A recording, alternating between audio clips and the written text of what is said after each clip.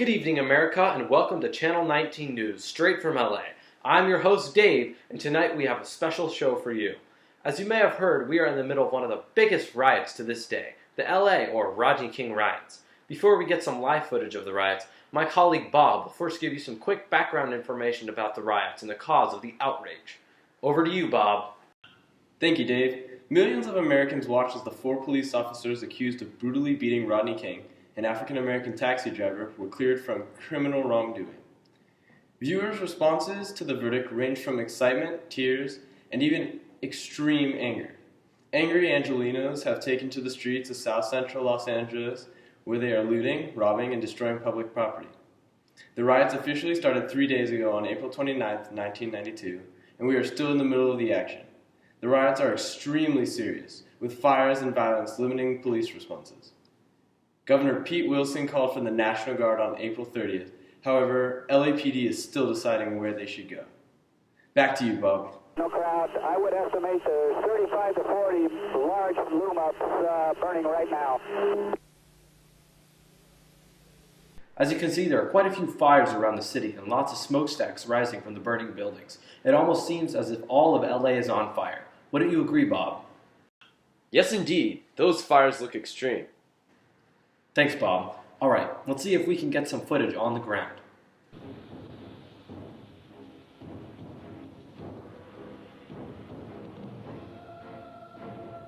Around another 10 seconds, I think I would have been killed. Were you by yourself in the... By myself. I frequently go into that neighborhood. I mean... Tom, you said you've covered situations like this before. Were there isolated people that had that feeling towards you, or did the whole crowd seem to be in that mood? South Central Los Angeles is a huge area. It's probably 5 miles by 5 miles, even bigger than that. I drove all the way into South Central Los Angeles. Absolutely no problems whatsoever. Got to that corner where these kids, mostly teenagers, had gotten to... Well, as you can see, there's nothing but chaos in the streets. Wouldn't you agree, Bob? That's right, Bob. As you can see, there's no mercy for the stores and their merchandise, as people are rampaging about, stealing whatever good they can get their hands on. Tensions between Korean immigrants and African Americans reached their boiling points during the riots. Stores in Koreatown quickly became targets for looting and violence, forcing store owners to either flee or try to defend what was left of their merchandise and stores. Police are not providing support to the store owners, making them feel all alone. Let's take a look at one of the worst victims of the riots, a 36-year-old man named Reginald Denny. He was born January 22nd of 1956 and was working for a construction company when the riots started up.